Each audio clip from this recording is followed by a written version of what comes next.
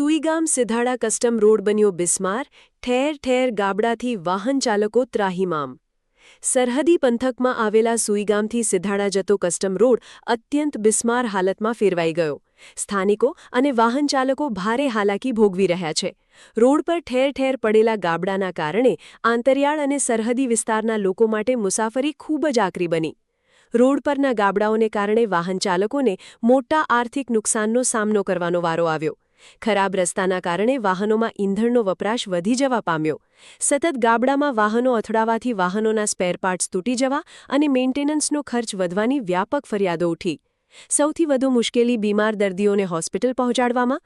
Emergency સમયે ગાબડાવાળા રસ્તા પરથી પસાર થતી એમ્બ્યુલન્સ કે ખાનગી વાહનોમાં દર્દીઓ માટે મુસાફરી અત્યંત કષ્ટદાયક બની. સ્થાનિક રહીશો, વેપારીઓ અને દૈનિક અવરજવર કરતા વાહન ચાલકોની એક જ માંગ છે કે તંત્ર દ્વારા ઊંઘમાંથી જાગીને આ સરહદી કસ્ટમ રોડનું સત્વરે સમારકામ કરવામાં આવે. રસ્તો બહુ ખરાબ છે. અમે કાયમ ડેલી સર્વિસ પેરા કરે છે રિક્ષાના. બહુ તકલીફ થાય છે. રિક્ષાનો મેન્ટેનન્સ ખર્ચો બહુ આવે છે, ડીઝલ ખાય છે અને બહુ તકલીફ થાય છે. સમયનો બરબાદ થાય છે તો મુશ્કેલી બહુ પડે છે. મનોજભાઈ, વાત કરીએ તો ઘણા વર્ષો વીતી ગયા છે. વર્ષોની તો કોઈ વાત જ નહીં થાય. વર્ષો અહીંયા કામ પણ થયું છે. આપણે નથી કહેતા કે કામ નથી થયું. કામ પણ અઢળક પ્રકારનું કામ ચાલુ છે. અત્યારે ખૂબ ચાલુ છે, પણ તોય મુશ્કેલી ઘણી અનુભવ્યો છે. અને રોડ વધારે 5 મહિનાથી 6 મહિના જેવું ટકે છે. ફરી પાછું ઊંધું હોય. એટલે એ તંત્રને હું જાણ કરવા માંગુ છું. હું બબાભાઈ રબારી, સુઈગામ, હાલ આર્મીની અંદર છું, લેહ લદ્દાખની અંદર. તો હું તો જ્યારે ઘરે 3 મહિને 4 મહિને જ્યારે ઘરે આવું ત્યારે આ જગ્યા એટલે કોઈ દિવસ હું એને હાજી રોડને કમ્પ્લીટ રસ્તો એવો તો જોવા મળતું જ નથી. જ્યારે પણ આવું ત્યારે ખાડાનો હોય જ છે. અને ખાડા અહીંયાથી કરી સિધાડા સુધી અહીંયા તો 10 થી 20ની સ્પીડમાં માંડ સાધન હેડી છે. અને એક્સિડન્ટના પણ બનાવો ઘણા રસ્તાની અંદર રાતના સમયે પણ ઘણા એક્સિડન્ટના બનાવો બની જાય છે. પણ તારે અહીંયા ઇમરજન્સી ગમે તે કોઈ ગામડાને જરૂર પડે ત્યારે અહીંયા બહુ ગમે એટલું સ્પીડ વાળું, ગમે એટલું ઇમરજન્સી કોઈ માણસ કોઈ બીમાર પડ્યો હોય કે કોઈ ઇમરજન્સી સારવાર માટે બહુ તકલીફ થાય, બહુ હેરાન થાય.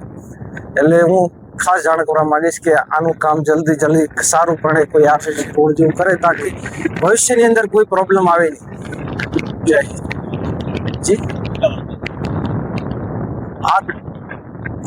રસ્તા ઉપર કેટલા અહીંયા તો આવડે તો 10 જેવા ગામડા હશે. ગઢા બડા અહીંયા જો તો 10 થી 15 જેવા ગામડાને મળતો રોડ છે.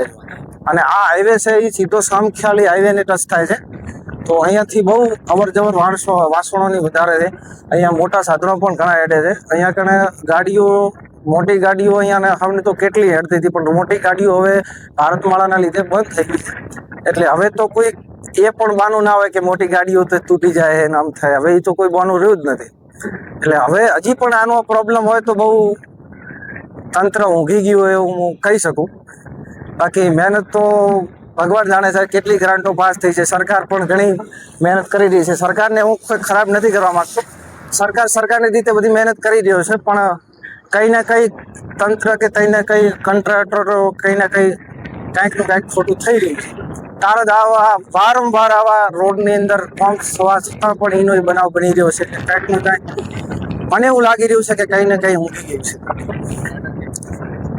ખાડાની તો તમે જોઈ શકો છો. આ લાઈવ દ્રષ્ટાંત છે. તમે આ ખાડામાં જુઓ તમને ખબર પડશે. આ તો ખાડો આ તો મામૂલી છે. આ તો કઈ કહેવાય જ નહીં. અહીંયા તો વાગળની તો વાત જ જવા દો તમે, એટલા ખાડા છે. 4 લાઈન હાઈવે બનવા છતાં પણ આવી રીતે પ્રોબ્લેમ છે. લોટ પડ્યા છે. અમારું ક્ષેત્ર આવવાનું હોય એટલે કાયમ ખાડામાં લાડવાનું હોય, પણ કેવી રીતનું હાથ હતા હળવળું લઈ જવાનો. ગામ કયાથી કયા ગામ જાય છે? આ રાયપુરું, ધજામ, સીધા આવ્યું. હા, આ રસ્તે જાય. ખાડા ખડિયામાં કેટલા નુકસાન તો ઘણી પડે. હળવળું લાડવું પડે. નકર તો આગળ લાડે તો ખાડામાં કેમ હાસવો? માલ આવે, ઢોર આવે, તૂટે જ ને, ગાહે જ નહીં ટાયર તો. અને ઓલો ઘા રોડો થાય તો પોકી જાય. ખાડામાં તો ધીમે ધીમે હાડવાનું થાય. કેટલા વર્ષથી આ રોડ બને છે? રોડ તો એ ખબર નહીં કેટલા વર્ષથી. તમારી હાલ શું માગ છે? હા, તમારી માગ સારો રસ્તો બને એ મસ્ત બનાવે સરકાર. શું નામ? હીરાભાઈ દેસાઈ.